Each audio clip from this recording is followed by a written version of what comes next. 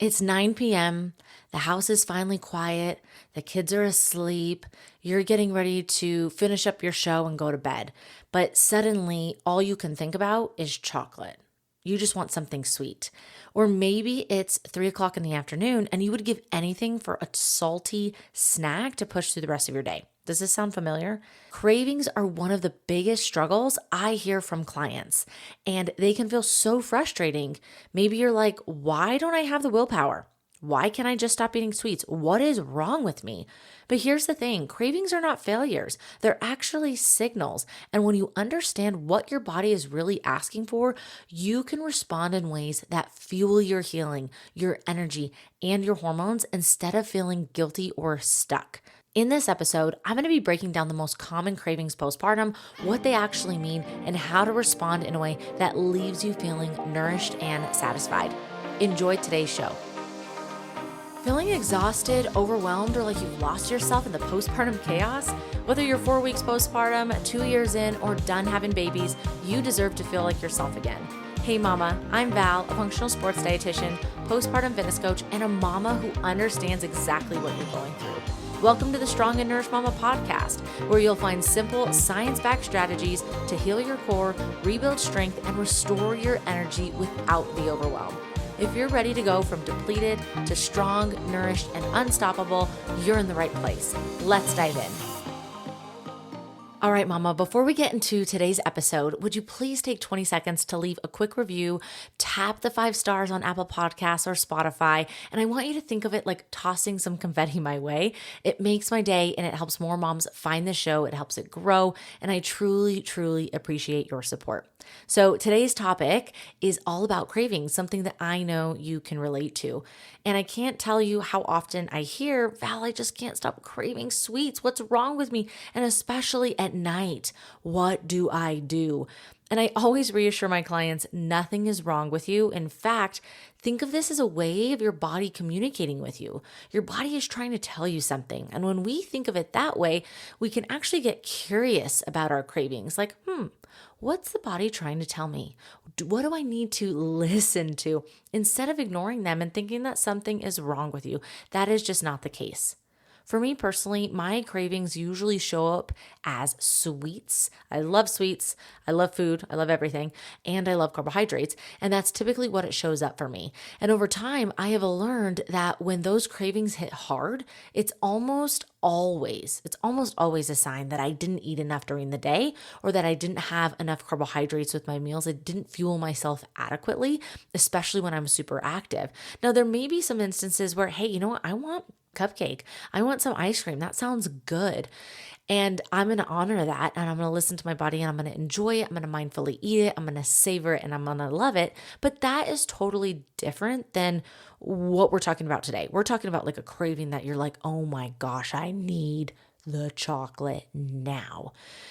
Once I started noticing this pattern of these types of cravings and what it really meant, it really changed everything for me. Instead of beating myself for caving in, like, oh my gosh, I just don't have any willpower, I suck, I realized it was just feedback from my body that I needed more fuel.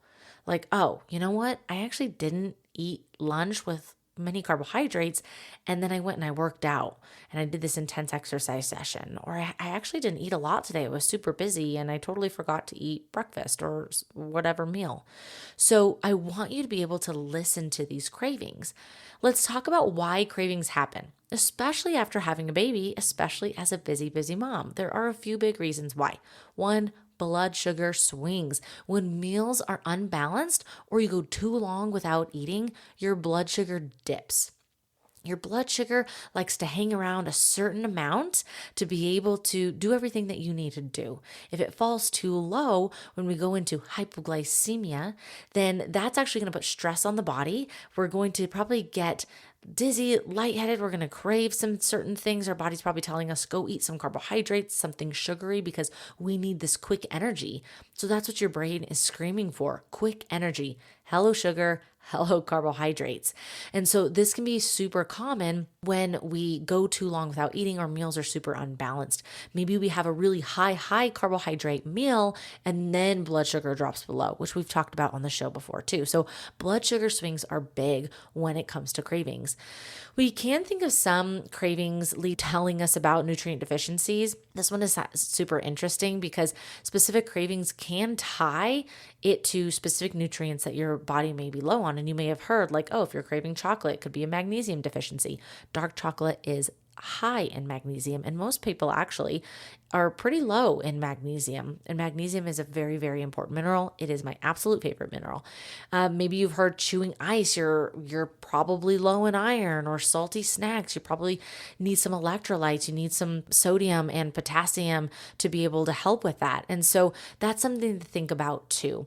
A lot of the times it can also be hormonal shifts.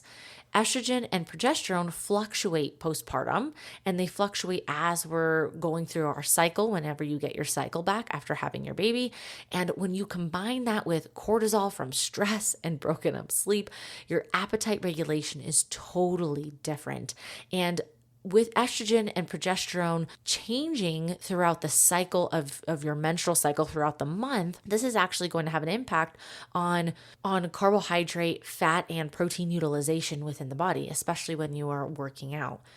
Another reason is sleep deprivation. Research shows that when you don't sleep enough, your hunger hormone ghrelin is going to increase, and your satiety hormone leptin is actually going to go down.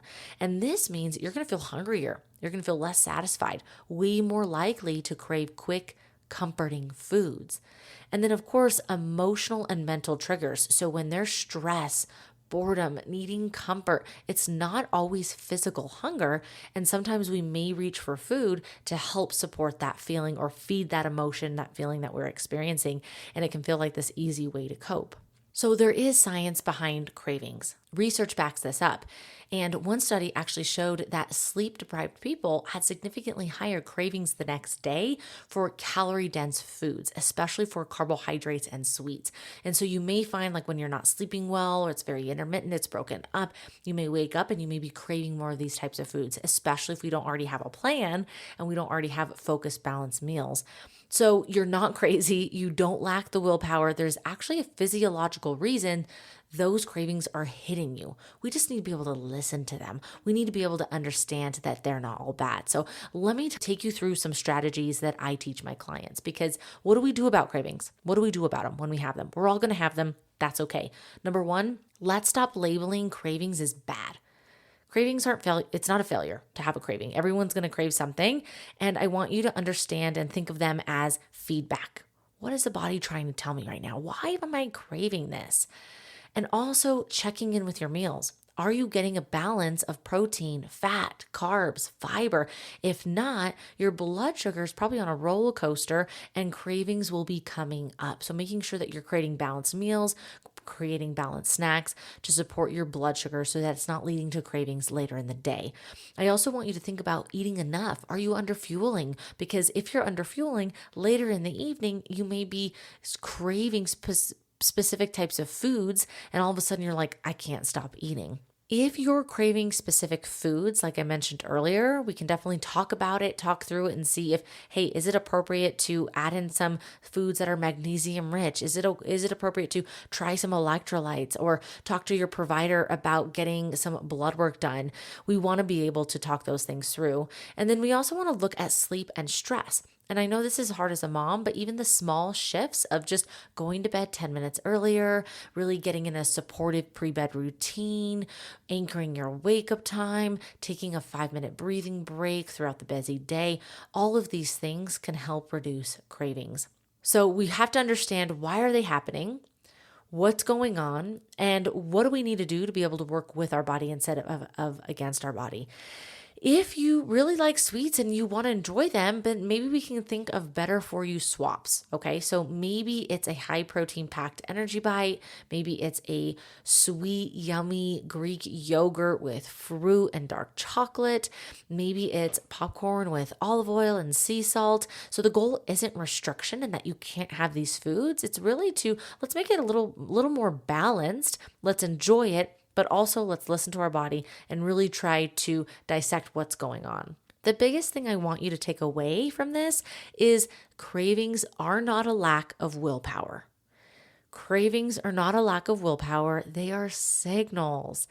And when you learn to listen to these signals, you can give your body what it really needs. So next time that craving hits, pause and ask, what is my body trying to tell me?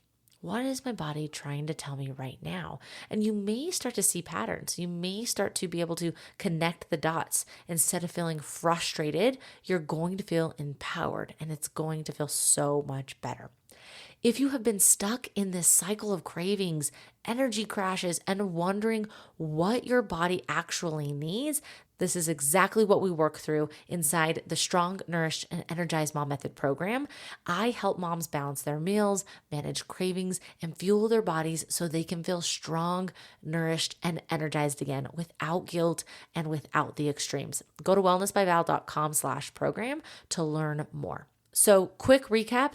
Cravings are probably more than what you think, and we want to be able to listen to these cravings. Let's start to connect the dots. Let's see what's going on, and let's not think of them as bad and as failures. Let's think of them as feedback and really try to work with our body. And it's okay to definitely enjoy those fun foods, and if we need to create better for me swaps, we can definitely do that. Until next time, remember, your cravings are not the enemy. They are a clue, and you are stronger and more capable than you think. Hey mama, I hope you loved today's episode. If you got something out of it or simply enjoyed listening, would you please take 30 seconds to share it with another mom who could use the support? And if you haven't yet, I would be so grateful if you could leave a quick review on Apple Podcasts, Spotify, or wherever you tune in. It truly means the world to me, and it helps the show reach more amazing moms like you. All right, time to go chase my toddler around. Stay strong and nourished, and I'll be back on Monday with another episode. Talk soon.